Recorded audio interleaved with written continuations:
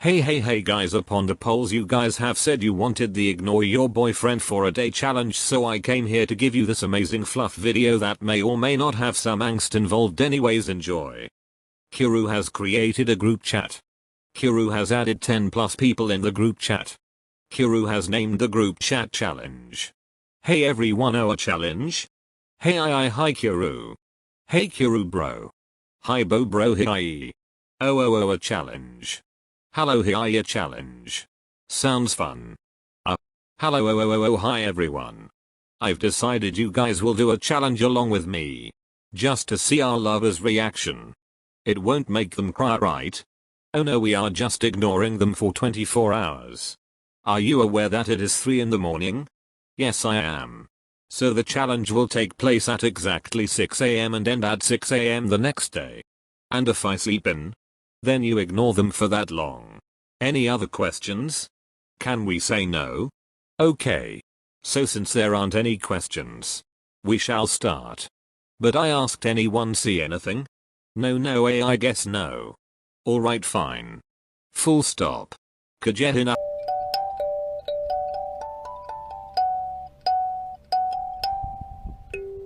Hinata sighed, staring up at his ceiling. He contemplated even doing this challenge. I mean, he wanted to mess with Kageyama. But the part that didn't want to hurt him made him feel guilty.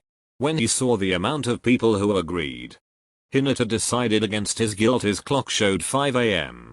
He should get some sleep. Full stop. He woke up at 8 AM. He stirred as he got used to the light. He got off his bed. He stretched his arms until he heard a few cracks. He let out a hum. He grabbed his phone and saw a message from his blue-haired boyfriend. In messages between Blueberry and Orange. Hey Shoyo. Good morning, I hope you slept well. Do you want to go practice volleyball with me today? Orange has seen this message. Blueberry is typing. Shoyo hello. Orange has seen this message. Okay, maybe you're not in a good mood. Do you want food? Outside in real life. Hinata huffed, clicking his tongue. Why is he making it difficult to ignore him, that dumb stupid idiot? Hinata muttered as he sat back on his bed, rubbing his face. I have to ignore him till 8 AM the next day. Am I gonna last? Hinata thought for a moment before heading downstairs to the kitchen. With Kageyama. In real life. What the hell, Dart? Is he mad at me? Did I do something wrong? Kageyama frowned. They were perfectly fine yesterday. Hell, they were laughing and cuddling till 5 PM. Now this is new to him. He didn't know what he did wrong. Kageyama decided not to bother Hinata for a few hours. Wanting to give the orange hair boy his time. In messages between Blueberry and Orange. 12:04 PM. Hey Shoyo. Are you feeling better? Orange has seen this message. Shoyo baby, what did I do wrong? Can you talk to me? Orange has seen this message. Shoyo? Please. I'm really confused and worried. Delivered. In real life with Hinata. Hinata had decided the best way to ignore Kageyama was by watching movies. As time went on, he heard a knock in the front door. Hinata paused his movie. He went downstairs and opened the door. That's when he saw Kageyama. He looked hurt, worried, nervous, and other emotions that couldn't be pointed out. Kageyama gripped onto a bag before handing it to Hinata, speaking up. I don't know what I did wrong, but I bought you your favorite food. I even got you chocolate. Whatever it is I did. I'm sorry Shoyo, but please don't ignore me, Dart. Kageyama said nervously as he fiddled with his fingers as he spoke. Hinata felt his heart flutter in that moment. Hinata was used to receiving gifts from Kageyama, but this felt different. Like if Kageyama was worried he'd lose him. Hinata couldn't do it anymore. He smiled, taking the bag, pulling Kageyama into a hug. You did nothing wrong. Kageyama was stunned. He wrapped his arms around the shorter boy before speaking gently. Then why are you ignoring me? Hinata nervously chuckled. Well, it was a challenge, one I didn't last very long. Kageyama huffed but held on to him tighter. I'm not mad. I'm just glad we're okay, Shoyo. I love you. Hinata felt his cheeks turn red slightly. I love you too, Tobio. Dart.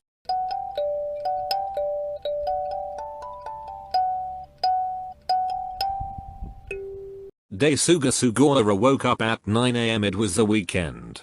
So he honestly slept in later than usual. He dragged himself out of bed. He brushed his teeth and did his skincare that Oikawa the captain in Aoba Josei told him about. Sugawara was good friends with the brunette. After his skincare routine and getting dressed, he checked his phone and saw over 10 messages from his boyfriend. In messages between Daichi. 8:30 am. Good morning sugar. Are you still sleeping? Are we still on for our date? Don't eat breakfast honey. I plan on coming over to cook for you. You must be really tired baby. I just caught in our car trying to put Noah into a luggage. Claiming it's for an experiment. Update Noah is now stuck. Anyway, I'm heading to your place now. Don't worry I'll bring you a warm coffee. 9:10 am. I'm close by now. Full stop. In real life. Sugawara smiled softly while reading the messages. But now how the hell is he going to ignore him? Full stop. Sugawara heard a door open. Suga forgot that he had given his boyfriend a spare key just in case if anything was wrong. Daichi stepped into the house. Taking his shoes off, putting on slippers that Sugawara had bought specifically for Daichi. Daichi spoke up happily. Sugar? I'm here. Daichi looked around the living room confused to not see his boyfriend. Full stop. With Sugawara. Fucking hell. I'm just gonna ignore him, yeah? I can do this. Suga said trying to be confident. He heard footsteps and then soft knocking. Suga? Are you still sleeping Dart? I'm coming in okay Dart. Daichi said when he didn't hear the other male's voice. He opened the door and saw Suga on the bed scrolling through his phone. Meanwhile, Suga was in his head freaking out. Daichi smiled sitting next to him. Baby? Sugawara stayed silent turning the other way continuing to scroll on his Instagram. Daichi's smile faltered for a bit. Daichi laid next to him and wrapped his arms around Suga. Not in a good mood? Daichi said softly against the other's ears. Suga had to stay strong.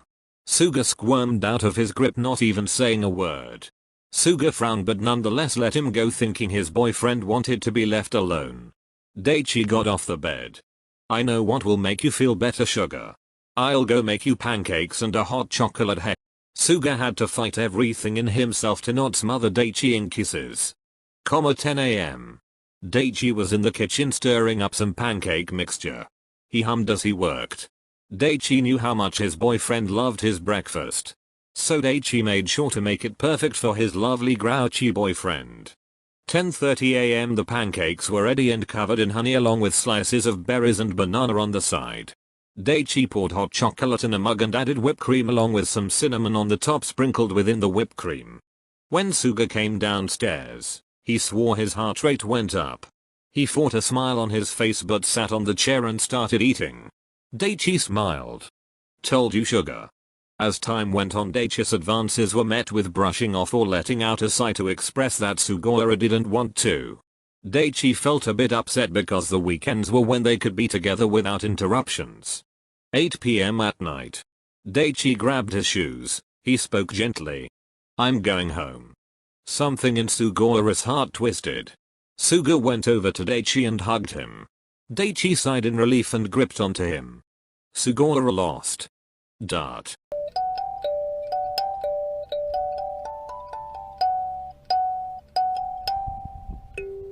Tsukiyama.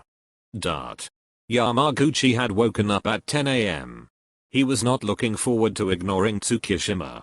The reason why was because today he had a date with his boyfriend. Oh fuck. Yams muttered under his breath as he glanced at his phone seeing his boyfriend's message. Yams and Tsukis messages. Yams I can't wait for tonight. Wear something comfortable alright? Yams has seen this message. In real life. The green-haired male was freaking out. He paced back and forth contemplating answering or ignoring it. If anyone were to see the poor man they'd think he was having a midlife crisis. Full stop. As time went on Yamaguchi got showered and dressed. He put on chapstick and cracked a small smile. Will I be able to actually go through with it Dart? Full stop. Date night. It was 6:30 p.m. Yams was strolling with Tsukishima. They were both in a comfortable silence, while to Yamaguchi it was more of him nervously looking away, avoiding eye contact. Tsukishima sighed. Is something wrong, Yams? Silence. Tsukishima glanced at his boyfriend. A few days ago you said you were excited for our date. You said you liked night strolls and conversations that were deep. Am I not meeting your expectations? Tsukishima said gently, trying to seem understanding, but underneath it all he was practically scared that his boyfriend wanted more. Silence. All that could be heard was the wind and shoes on concrete. Tsukishima sighed. I obviously didn't meet your standards of your perfect date, so why don't I take you to the main event? Tsukishima said, trying to seem confident even though he was hating the silent and unresponsive boyfriend of his. Tsukishima held his boyfriend's hand, dragging him to a picnic spot that was decorated with lights and food placed nicely there. I knew talking and walking wouldn't do us justice. Plus I wanted to add some romantic moments into it, so I got us a picnic. Tsukishima said, hoping Yams would say something. And for a moment there was silence until Yamaguchi hugged him tightly. It's beautiful, Tsuki. Tsukishima sighed in relief, holding him tightly. I'm glad you think so. Full stop.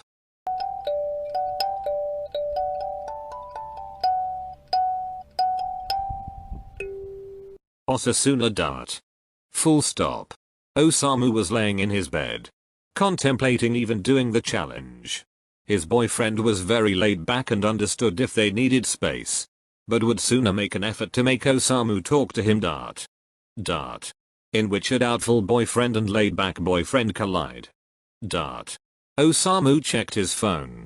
Instagram reels. Suna always sent them. It was his way of talking to Osamu. Joking and laughing. Osamu left Suna on scene. Osamu turned on his bed facing the wall. Will he actually make an effort? Dart. Osamu knew his boyfriend loved him. But Suna was more on the action side. Reassurance was made through a touch of hands. A chaste kiss on his lips.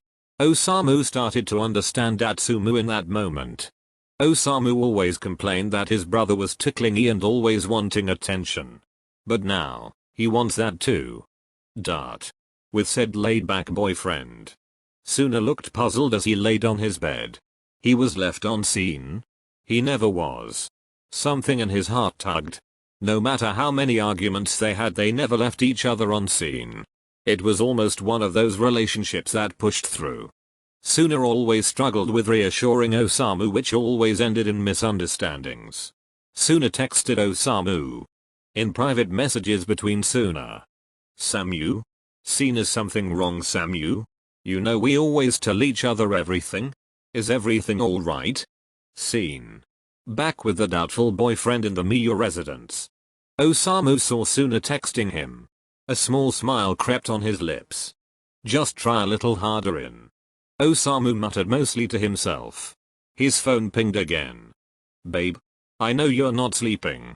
Should I come over? I'm taking that as a yes. Dart. Osamu felt his eyes widen. It was the first time Suna actually came to his house so late at night. It was currently 4 AM, not that long ago since the conversation with the group chat. 20 minutes later he heard knocking on his window. Osamu got off his bed, unlocking the window. Suna got in and held both his boyfriend's hands. What's bothering you, Osamu? Dart.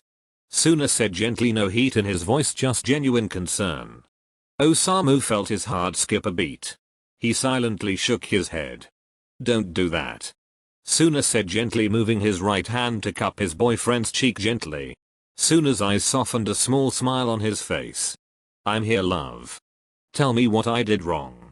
I want to fix this. I don't want you going to bed angry. That just can't happen. Don't go silent on me, you never have, so why start now?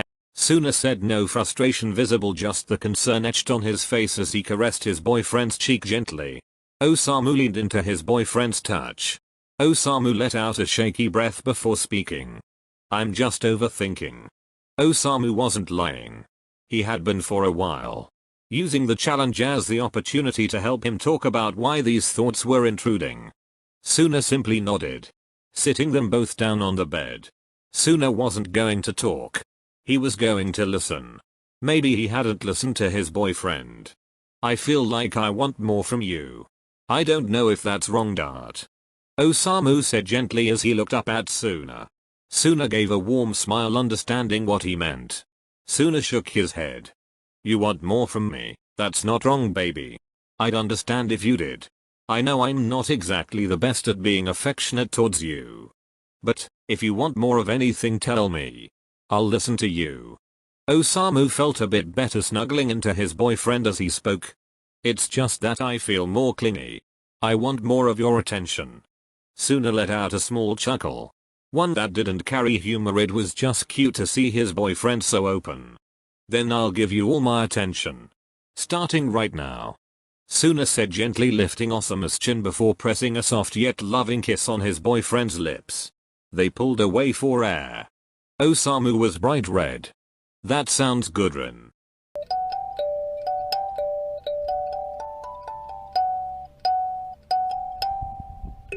Sakuatsu ... Being in a long distance relationship, things aren't as easy. In fact, you may feel more alone than anything. Atsumu had agreed only because Sakusa had been more occupied with studies recently. Atsumu understood, but he missed his boyfriend. The next morning at 10 a.m. he checked his phone and saw a message from Sakusa. In private messages between Omi pink heart and Atsu red heart. Good morning, Atsu. I hope you slept well. Eat breakfast and drink water, okay? I promise I'll come see you soon. Scene. With Atsumu. Atsumu Hafti knew his boyfriend was making an effort and really trying to make their relationship work. But it wasn't easy for Atsumu, it never was. His brother had Suna, they could always cuddle and kiss and just be there for each other. Atsumu only got it whenever it was possible to visit each other. Of course Atsumu loved those moments because they were special. But a part of him wanted his boyfriend to not be so far away. With Sakusa. Is he mad, Dart? Sakusa muttered to himself as he set his phone down, grabbing his clothes, folding it neatly. His cousin interrupted his thoughts. I, as your cousin, think you should go surprise your boyfriend. Sakusa glared at his cousin. I can't just show up unannounced. Matoya shrugged. Call his brother Osamu and tell him about wanting to surprise him? Sakusa thought for a moment. Oh wow. This is your first time not having such a stupid plan. Matoya gripped his chest dramatically. You wound me, cousin. Sakusa rolled his eyes. 12 p.m. Osamu had received a call from Sakusa.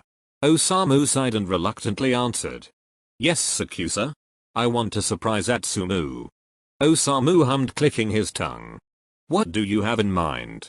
I want to go to your house without Atsumu knowing. If you guys can get Atsumu to leave the house, Dart. Distract him maybe? I want to cook him a meal and surprise him with a few gifts. Do you think it'll be possible? Osamu was pretty surprised, but he sighed. You'd come all the way over here? Yes. Just a week or so. I just miss Atsumu. Sakusa said, even if it was embarrassing for him to admit. Osamu sighed once again, one of acceptance. Alright. Me and Suna can help. But you owe me big time. Of course, Osamu. 3 p.m. Atsumu sighed. He had received a few messages from Sakusa, but not to the extent of clingy. As time went on, Atsumu felt like Sakusa didn't care whether or not they talked. Oh, he was so wrong. With Sakusa. Sakusa was rushing around finding presents. Things that would express his undying love for his boyfriend. He got Atsumu a necklace with the letters A+K.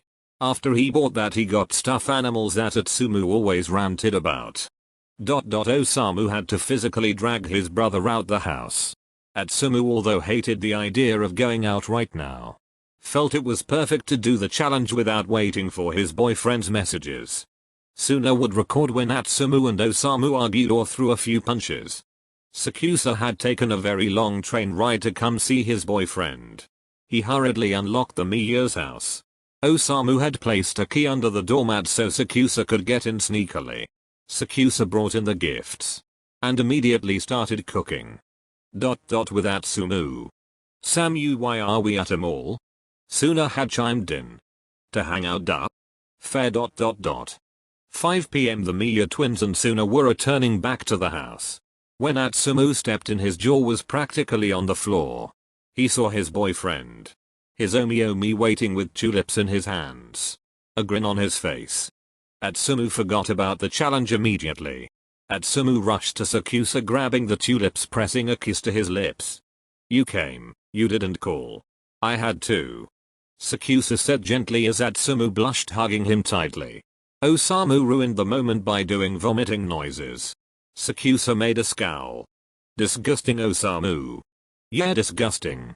Cut it out, guys." Atsumu's Omi made food. To be continued.